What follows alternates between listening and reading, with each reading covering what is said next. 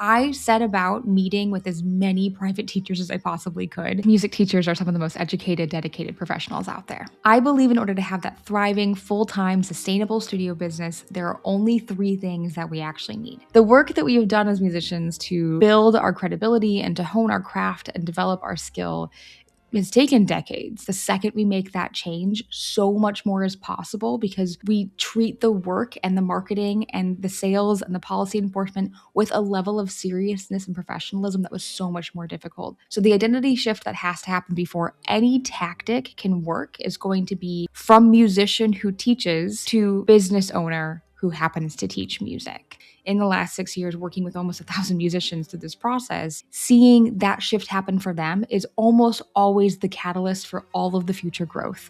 I'm Kelly, and I've been a private clarinet teacher in my own independent studio for 15 years, which feels bananas to say. The skills that I had to build and the knowledge that I had to gain in order to build that independent studio to be a full-time business took me forever. And honestly, it was a really stressful process to do that independently. For the last few years, I've been sharing information on social media, especially on Instagram, a little bit on TikTok. And now I'm really trying to do the YouTube thing more too. I think it's really important. My first piano lesson, I was 4 or 5 years old. My first clarinet lesson, I was 8. Study the instrument. We study music for most of our lives. And then when it comes time to be a professional, it can feel a little overwhelming to figure out what to charge or how to make that work into a more sustainable career. Music education trains us to be an artist. It does not train us to be an entrepreneur. It trains us to be someone who is ready for the stage, continues to focus on the skill on the instrument, focus on our musical knowledge, the theoretical concepts and historical concepts that feed into that music and support the craft. So there's cultural messaging baked into our music training, right? Like real musicians and real artists don't worry about the money, right? You should just be grateful that you get to do what you love.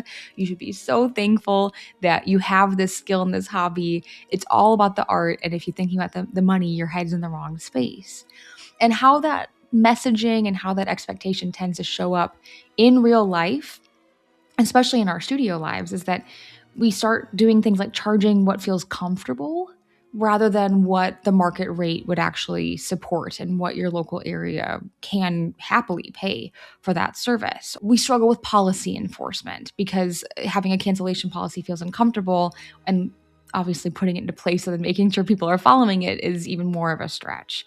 We tend to say yes to students who aren't actually a good fit because turning someone away just feels incredibly wrong. Putting off things that give our business and our life structure and support because we haven't built the entrepreneurial mindset and skills to make that happen consistently. These are not personality flaws. They are the logical continuation and result of training that never addressed how we actually run a business and how we make our life sustainable as musicians. So the identity shift that has to happen before any tactic can work is going to be from musician who teaches to business owner who happens to teach music. Traditional career path for someone, especially coming out of academia in music, is to either look at other academic positions and try to go right back into that system as professor, as faculty, or to look at professional ensemble audition. My friend Eric Branner is a guitar teacher. He's also built a company for music teachers and now works through that company with thousands of studios. And I want to share what he said he learned the hard way about valuing his own work. The important thing is that the parents don't really care. Your student doesn't care. If you're awesome, they don't care. So you can make your choices. The other thing is that people will pay you much more than you think they will. Most musicians come out with this sense of value that's so low, and I know it's been like that forever. I learned it. My path of learning that lesson was multi-tiered, but I tell this story all the time. When I was teaching in 2006, my daughter was about to be born. I was either going to go to law school, or I was going to go do something else. And one of my students talked me into doubling my rates, and that was when I did that. In 2006, I did it as a Hail Mary, and no one cared. They were all like, "Oh, I'm glad you finally did this. That makes way more sense since you're having a kid." And then I raised my rates a lot more again. And I had the only thing that occurred out of that is I got a huge waiting list, right? And so I was fortunate to learn that early. So valuing ourselves, valuing the quality of our work, and like having that confidence. Because when I go into the world, I still present myself as a music teacher with great pride. And And when I meet somebody on the side of a basketball court, before I tell them that I'm an executive at Make Music and that I started a startup that got acquired, I'm like, I'm a guitar teacher. That's what I've always done. That's where I connect with people. When I was finishing my graduate program, I wanted lesson teaching to become my full-time income. Partially because I had literally no other backup plan, but also because I loved teaching. And I'd figured out through my undergrad and my graduate programs that I didn't really want to be in a professional symphony stage anymore. I was just shifting my priorities. And the one thing I just kept coming back to over and over again was teaching lessons. I'd been doing it for years, all through high school, undergrad, and grad school. I loved it, and I was ready to take it to the next level.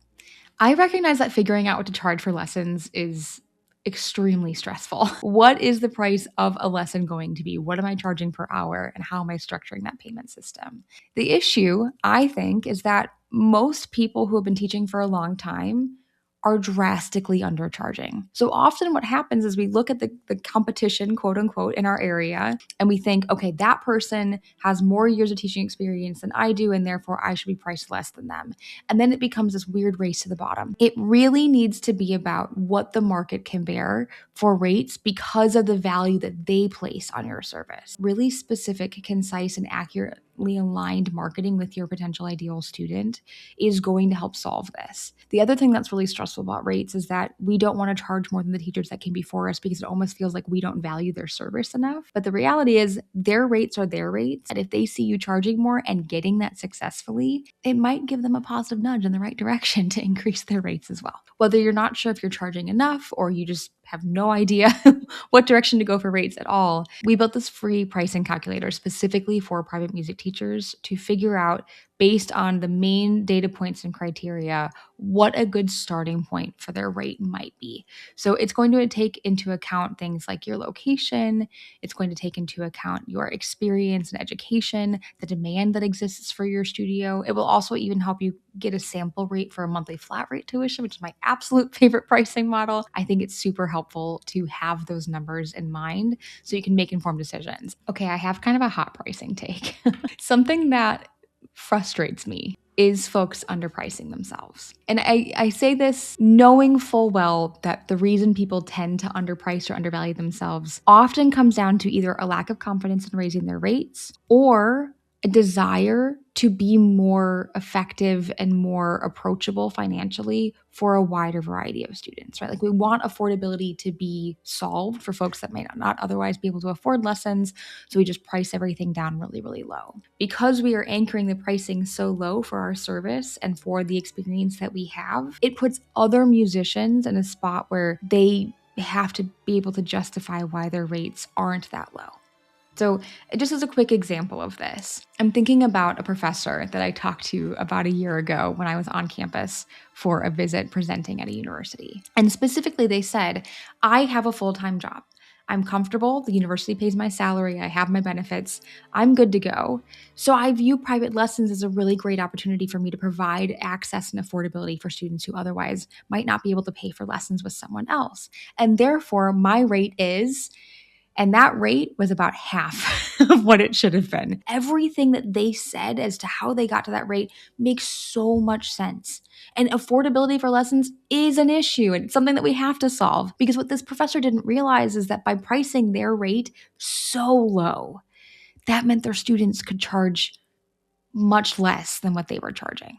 I think this creates an ethical dilemma for us. On one hand, we want accessibility and affordability in lessons. On the other, we're putting all of our colleagues in a real pickle if our rates are too low.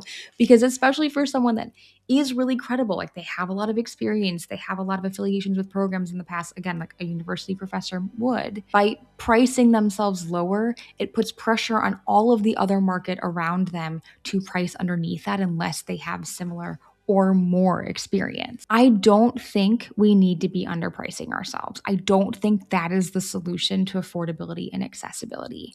Even more importantly, I think oftentimes underpricing ourselves leads to attracting students who aren't really all that aligned and actually excited about working with us.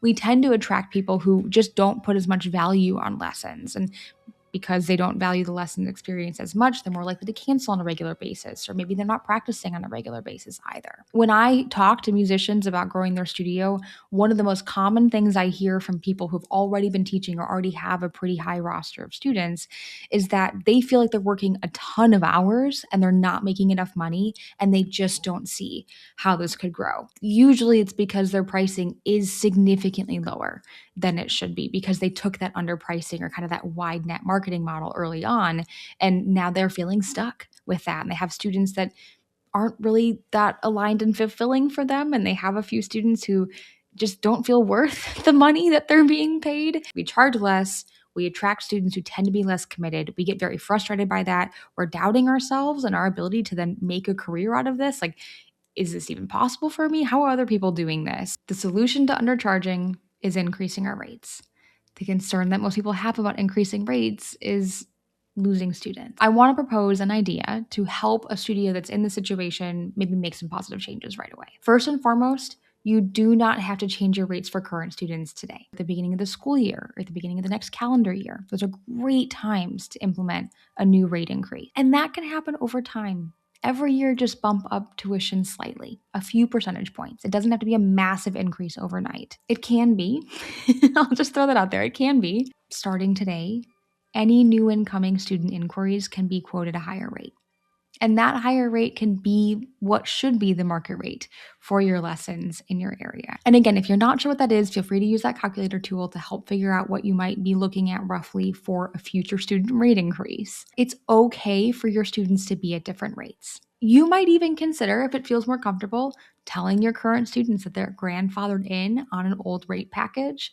And if they do happen to refer any students in the future, you just want them to be aware that new incoming students are on a different rate structure. As artists and musicians, we tend to make a lot of our business decisions based on how it feels, which makes complete sense. It's who we are. We are quite in touch with our emotions, is I think what makes us really good performers and artists, and really empathetic teachers too. Sometimes we can make our business decisions with those emotions at the forefront. That's not necessarily a bad thing, but I do think that having data and numbers and tracking things like conversion rates in your marketing or in your consultation and enrollment process, or having data around pricing and what other teachers are doing, really helps to inform those decisions and kind of back up what we're feeling, or get us over the hump, so to speak, if there's something that we want to do, but we're like a little bit afraid to do it, like a price increase or setting a slightly higher rate than we initially were planning. I think having numbers and information to back that up just feels so much more settled for me personally. Okay, so we are running a business. We agree on that now, hopefully. We also have to have customers. We have to have people who are buying our service in order for that business to exist, and of course to support ourselves. If you ask folks, how are you finding students, or how do students find out about you? If you go to a conference and ask this question, it actually came up recently when I was at MTNA, word of mouth is the main answer. What does that mean? What is word of mouth? And more importantly, how can someone refer to you or send students your way if they don't even know you exist in the first place? How are we supposed to rely on word of mouth when we're just starting out? That's just not reasonable or probable in any case. Most of our studio friends and colleagues are relying entirely on word of mouth, which feels natural. But I think early in our stages, and also if it's something that we're not building consciously, it can also create a lot of fragility in our business because we don't have solid, repeatable streams of potential clients coming into us on a regular basis. So word of mouth really means that your income is then controlled by other people's potential conversations about you and not your own actions and output. And that puts us in a really dicey place. No matter how someone finds out about us, whether it is through our own actions and direct outreach and marketing efforts, or maybe some of that word of mouth and just word spreading naturally around the community, there are two phases that a potential student is going to go through before they actually enroll in the lesson studio. The first is what I'll call discovery. Somehow they find out about us, and that might be finding out about us because they ask a colleague or a teacher or a friend in the community for a recommendation.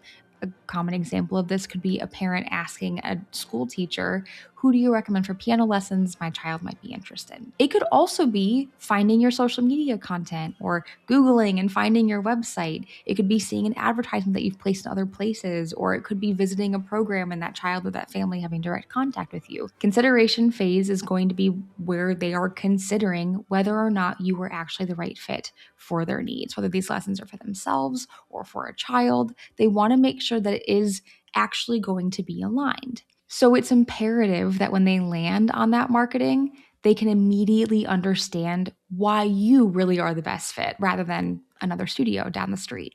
The reason that a lot of websites or social media profiles for musicians and music teachers struggle to convert someone is usually due to a lack of specificity in our marketing. A really common pitfall for a lot of musicians is to take a very generalist approach in our marketing. And again, logically, I fully understand this. We look at our situation, we're like, we just want as many students as possible. I'm really trying to make this thing grow and get off the ground to be a significant source of income for me as fast as possible. So I will just basically frame this as I can help anyone with anything, right? The wider the net that I cast, the more likely I am to catch anything at all. And unfortunately, in reality, it's actually the reverse. It's difficult for someone to understand if it is actually going to be a fit for them. Imagine they land on your website and it's just piano lessons for everyone, any genre, any age, any level, any goal. The more that we can get specific about the ideal student and then the outcomes and goals that we help that ideal aligned student achieve, the easier it is for someone to be decisive in that consideration phase and want to work with us. They come to our website or they see our social media content and they think, that's me, or that's my child, and these are the results that we're looking for. They're reading testimonials from existing students, or they're watching videos of your teaching approach and your energy, and they find that alignment, and it's really exciting. You feel seen. Like, think about the way that you decide to buy a service or a product, or you decide to even follow someone on social media even. But we can't get to exactly what someone's looking for if we are not exact in how we describe the service and the environment that we offer. In our outreach, in our marketing actual foundation, again, the website, the social media, even flyers that might be sent out on your behalf in the community, we want to make sure that we're developing a system and a language that helps leads come to you rather than you trying to chase them down, because they're so excited about the fit. It's a natural progression to want to reach out and get more information. Private music lessons are a great way for musicians to support themselves financially. It can create a lot of stability. We do things like monthly flat rate tuition, especially on auto pay, and we have essentially a salary. Teaching music lessons independently, having your own business and doing this on your own is also more than just the money. It's sustainability, it's fulfillment, it's autonomy in running your own business and saying yes and no to the opportunities that are actually aligned for you. I think we've all been there. Like, I can't do this. I love this, but it's killing me, and it's killing me not to do it. So what do you do? Yes. Like, I have to make music. You do too. It's in us. That's why we went to college. That's why we teach. We have to make music. We have to do this. There's something in us that won't allow us to do anything else. So the difference in my mind between a full studio and an actual thriving business is that in a full studio, sure, all the time slots are filled, we're making fine money, that's great. But in a thriving studio business, your income reflects your skills, so we are being paid what we're worth, and our students are the right fit, aligned. We really enjoy working with them. It's fulfilling to do that job more days than not. Of course, there's still stressful days. I'm not going to paint a super rosy picture that everything is perfect all the time. Obviously, we're running a business and every day is going to look a little bit different. But by having those aligned ideal students, we're excited to teach them. And there's not one point on your calendar where you're thinking, oh my gosh, I just have to get through Wednesday at 2 and then everything will be better from there. There's room to breathe because we enjoy the work and we are not overworked because we have that concentrated calendar of aligned students paying us what our value truly is. Aiming for that thriving studio is a very important shift. And that shift leads to teachers who have raised their rates and even improved their student roster as a result. They maybe have added additional revenue streams or are expanding their offerings in a way that feel really exciting and aligned, like recitals or group classes or studio event. Every month, the income is more stable and more predictable. And so we can plan our lives around it in a more supportive and sustainable way. We know that we can teach well. We have degrees in music, we have experience, we love working with our students, and we know that our students get results. And if we're not sure yet and we're early in our career, that's okay too. But we can still feel excited about our skill and wanting to share it with other students and then build up that proof to ourselves and to others over time. But it's not the actual teaching skill that needs to be improved in order for us to find this stability. It's almost always the business skill. It's okay that you don't have the business skill. If you're like me and you got a music degree, it's very likely that that music degree did not include the information and the skills and the mindset portion of being an entrepreneurial musician and actually building a business and defining your own career outside of academia or an audition path. It's easy to feel like we are alone and therefore feel like people might be judging the work that we're doing. But if there's one thing that I can impart on other musicians, it's that we all are trying to move in the same direction. We're just usually pretty quiet about it. What if I start posting that I have openings for private music lessons and I'm wanting to take on more students, and other people look at that and judge me for it? We live in our heads so much as musicians, worrying about what the audience is going to think, what our teachers are going to think, what our colleagues and our peers are going to think. And in reality, they are all spending the same, if not more time, worried about what you think of them. We're really good at what we do. It's something that we should be so enthusiastic to share with other people, whether it's on stage or in a teaching studio. That also means that we have to have a little risk tolerance for putting ourselves out there and trying something new, which musicians actually have a lot of. We're really good at overcoming that stress and that anxiety and getting on stage anyway. Or trying something new in a practice room, being terrible at it on the first take, and then refining and repeating over and over and over again until we build that skill and we feel really confident in it. This is a strength of ours, and we can totally apply it to the business as well. I think musicians make great entrepreneurs because we are resilient and we have a great tolerance for taking risks and also taking feedback and improving. And that's something that is crucial to the initial growth and the long-term success of a business, period. Some people have so much mental drama about, I can't charge this much for lessons. I can't charge that much. It's like, well, it's not you, it's your business. And people, when they buy shoes, understand business, but all of a sudden when they buy flute lessons, it's not the same. We do provide so much value, and I think it's just up to us to ultimately see that and convey that. The fears and the anxieties that you might be experiencing, that I have certainly experienced, are not a one-off. They are exceedingly common. So many musicians tell me that they're afraid to put themselves out there because they are afraid of that judgment or they're afraid of failing. Big question mark on whether or not they can actually make it work for themselves financially, being independent in their own studio business or in their own performance career. These are very legitimate fears. And oftentimes what it leads to is this cycle of running and rerunning the numbers over and over and over again and trying to come up with all these different scenarios of what if this happens and what if I fail? And we start to get into that cycle again where we build a lot of self-doubt and we talk ourselves out of taking these risks. Of course you're capable of doing this. Of course you can make it happen. You do have the skill and the knowledge to provide a really excellent service. Out in the world, there are people who are your ideal student, who not only are your ideal student, but you are their ideal teacher, or you're their ideal performer and musician that they'd like to follow and attend performances of. But they can't do that. They can't support us. They can't pay us if they don't know we exist. So I want to share something that Jackie said after we've been working together for a few months, because I think that this captures what this shift really feels like from the inside, from someone who had the private studio experience, had been doing the teaching for many, many years and still felt stuck. So I think I have a better attitude. I'm happier. And I don't make excuses, I'm just happier. Everything is just falling into place. And I think it's just an attitude change that has really done it, because I think, you project that, because before it was kind of like, oh, I'm okay. But it didn't really seem like it. And now I truly am happier. So I don't think it's any specific thing that I changed except that.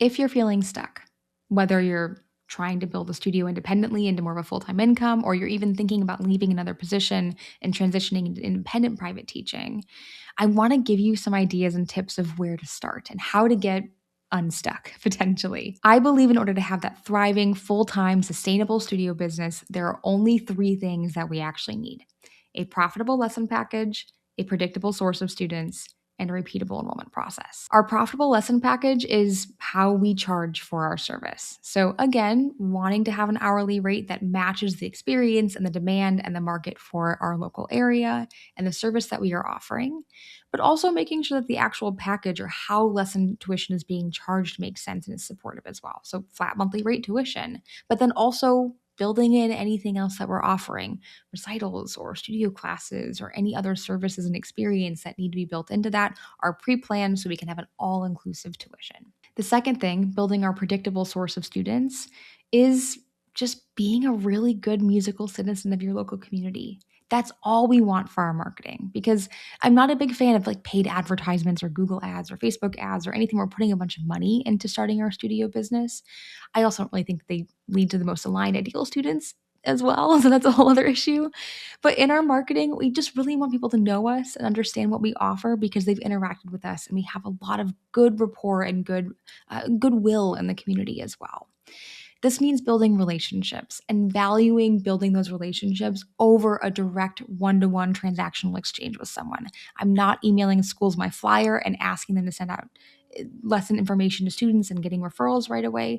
I'm looking at building a long-term partnership and relationship with those programs for that sustainability ongoing. And the final thing that we need is our repeatable enrollment process. This is the sales process, and I recognize that sales brings up a whole bunch of feelings, especially as musicians and artists. We don't want to be salesy. Like, I just want to teach my lessons. I don't want to try to convince people to work with me. And I fully get that mindset. So I think a shift that we can make here is out of selling or like convincing someone to work with us and into understanding our ideal student and allowing for these initial conversations to just be about fit and alignment. Are they an ideal student for you? Are you an ideal teacher for them? Do they like the process of what you're offering and how that's going to look in their results and their experience? If so, great. Now we need to talk about tuition and the policy and enrollment and all the next steps. And if not, that's also okay too. But when you value alignment over enrolling every single person that we possibly can, it starts to feel a lot more authentic and real and easy and comfortable because we're not putting pressure on someone to buy from us. We're just having a genuine conversation. Is this a fit? Cool. If not, also completely okay. I know this is an overwhelming process, and I really hope that this video has been helpful for you. I'm trying to fill the gaps through the content that I create, even the newsletter that I send out every single week, to help other musicians figure this out. It feels a little silly that we're all doing this independently, so my hope is that by putting it out there, others can learn and make this process so much easier. I would love if you would follow me on other social media platforms or subscribe to this YouTube channel. We're gonna try to put out a lot more content here to help, again, fill in the gaps, give more information, and hopefully make your lesson studio growth a really fun, enjoyable, and pretty straightforward process. And then I will also link all the resources that I've discussed already today in the description below so that you can find them really easily. Otherwise, thank you for watching, and I'll see you in the next video.